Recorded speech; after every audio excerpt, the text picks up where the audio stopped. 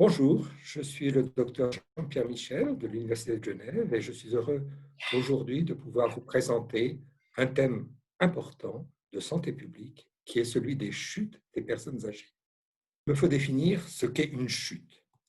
Une chute, c'est se retrouver involontairement sur le sol ou dans une position inférieure par rapport à la position de départ. Dans les 28 pays de la communauté européenne, chaque année, environ 2,3 millions de sujets âgés sont admis en urgence pour chute. Parmi ces personnes, 1,4 million de ces chuteurs ont des conséquences traumatiques et seront donc hospitalisés. Et, bien malheureusement, 55 000 adultes âgés vont mourir des conséquences de leur chute. Ceux qui ne meurent pas auront des incapacités fonctionnelles résiduelles et en fait, les chutes représentent la 14e cause d'incapacité fonctionnelle au monde. Si nous revenons en France, nous voyons que chaque année, 33% des plus de 65 ans chutent au moins une fois par an et 50% des plus de 80 ans chutent au moins une fois par an. Ce qui explique que le nombre de chutes par an en France est estimé aux alentours de 400 000. Ces chutes peuvent entraîner une mortalité immédiate, mais la plupart du temps, elles entraînent simplement un traumatisme, 5 à 10% des cas, et plus souvent, 40% des cas, la peur de tomber. L'association entre traumatisme et peur de tomber explique le fait que les personnes âgées deviennent sédentaires, immobiles.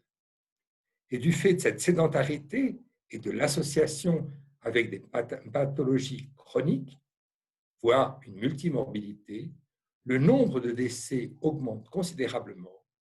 Et en France, chaque année, il est estimé que 12 000 personnes âgées meurent des causes de la chute.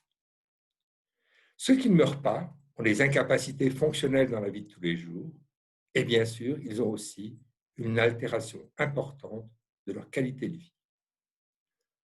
Tout cela explique qu'en France, les coûts des soins des chuteurs âgés est estimé à 2 milliards d'euros par an. Donc, un réel problème de santé publique. Il est évident qu'il faut essayer d'estimer les facteurs de risque de chute de ces personnes. Et en fait, il y a 400 facteurs différents. Les facteurs les plus importants sont environnementaux, car ils représentent environ 2/3 des causes de chute. Voici une personne fragile, frêle, qui marche avec 2 cannes, qui en plus porte son sac à main et qui a l'air à peu près stable, si ce n'est quand elle est dans un environnement hostile. Et ces environnements hostiles sont vraiment très fréquents et incontestablement, le risque de chute va considérablement augmenter. À domicile, les chutes les plus fréquentes se passent dans les toilettes, dans les salles de bain, mais elles sont aussi liées souvent à des escaliers ou alors à des tapis. Et même lorsque ces personnes âgées utilisent des aides à la marche, canne ou rollator, elles peuvent tomber et se faire extrêmement mal. C'est aussi le cas en institution où, bien malheureusement, il persiste encore de temps en temps des contentions qu'il faut absolument réprimer. Ces contentions sont là et elles vont augmenter le nombre de chutes catastrophiques. Mais en institution, la plupart du temps, les chutes sont liées à un mauvais éclairage et ces éclairages sont trompeurs et effectivement, les chutes sont extrêmement fréquentes en institution et en particulier lorsque les personnes âgées vont aux toilettes.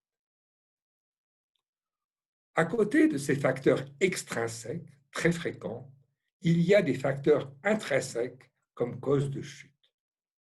sarcopénie et fragilité sont souvent en cause, ainsi que l'ostéoarthrose, mais aussi les troubles visuels, les troubles de l'équilibre et le vertige, ainsi que l'état démentiel. Les démences augmentent par 2 à 3 la fréquence des chutes chez les personnes âgées. Avec l'âge, la masse musculaire fond et la perte de la masse musculaire entre 45 et 75 ans est estimée à 24%. Elle s'associe souvent à une diminution de la force musculaire, à une diminution de la fonction musculaire et elle représente la définition de la sarcopénie. À côté de ces troubles musculaires et ostéo-articulaires, il y a les problèmes de vision. Une personne âgée avec une cataracte voit à peu près cette image. Une personne âgée avec un glaucome a une vision tunnellaire. Une personne âgée avec une rétinopathie diabétique voit ces taches noirâtres apparaître un petit peu dans son champ visuel, alors que la dégénérescence maculaire, qui est une maladie typiquement de l'âge avancé, a une vision avec une tache centrale qui, bien sûr, va favoriser les chutes, comme les autres troubles que je viens de vous présenter. Il y a aussi d'autres problèmes, des problèmes de troubles de la posture qui sont parfois liés à la lux valgus, parfois liés à une rétropulsion, parfois liés à une cantocormie, parfois liés à des vertiges. Enfin, il y a d'autres troubles qui sont liés à des problèmes médicamenteux. Et les médicaments sont souvent en cause et prédisposent aux chutes. Les médicaments les plus fréquemment évoqués sont ceux avec une action sédative, barbiturique, benzodiazépine, hypnotique, convulsivant, ceux qui traitent le syndrome parkinsonien, neuroleptiques ou médicaments apparentés, ceux qui entraînent une hypotension orthostatique, antihypertenseurs, L-DOPA, antidépresseurs, ceux qui normalement combattent les troubles de la condition et du rythme cardiaque, les antiarythmiques, les diurétiques hypoglycémiants. Enfin, les anticoagulants vont aggraver les conséquences de la chute. Après avoir vu les facteurs extrinsèques, les facteurs intrinsèques, les facteurs médicamenteux, reste un problème, le problème de l'inactivité physique et de la sédentarité dont j'ai déjà parlé. En fait, pour être en bonne santé, il faut rester actif tout au long de la vie. Et cette étude prospective de 8 ans chez des malades de 63 ans montre qu'en fait, le fait d'être actif tout au long de la vie et d'un seul coup arrêter son activité physique est absolument catastrophique quand sa vie en bonne santé diminue.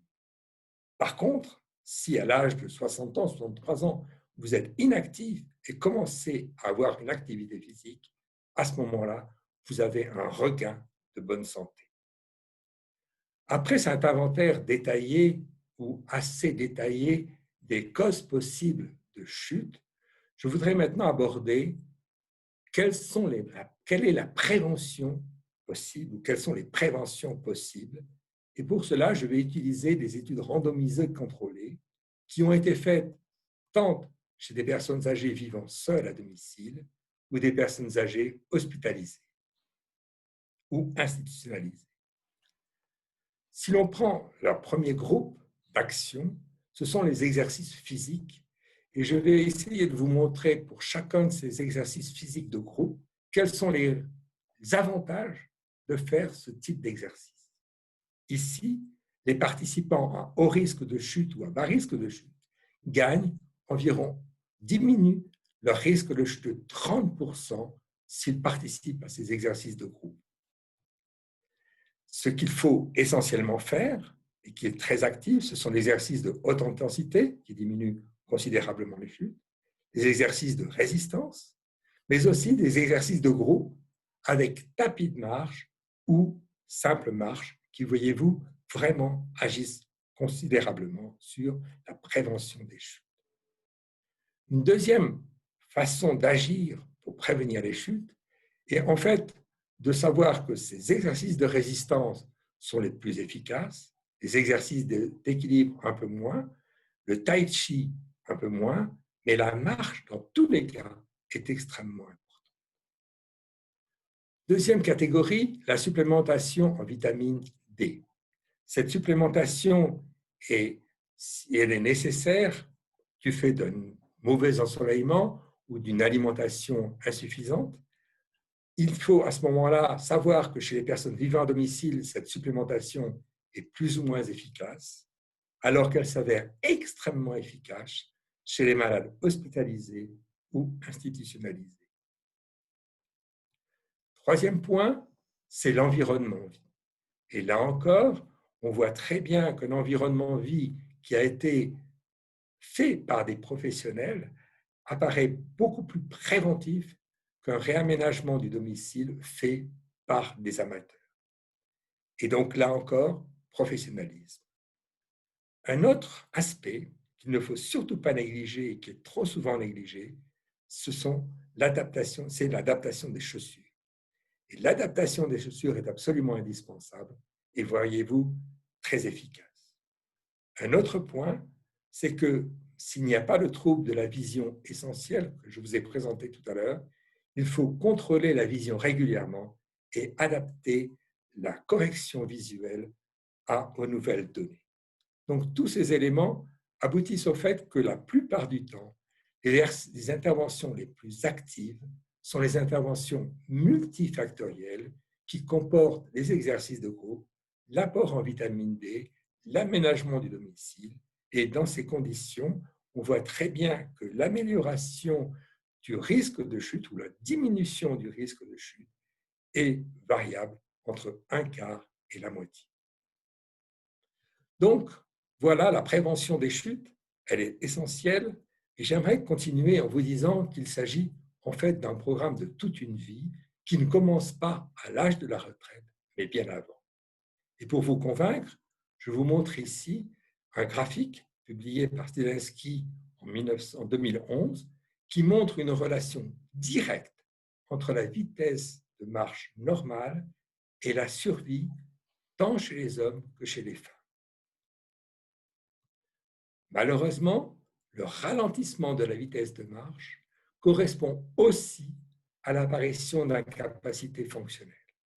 Donc, il est essentiel de marcher vite et le plus longtemps possible.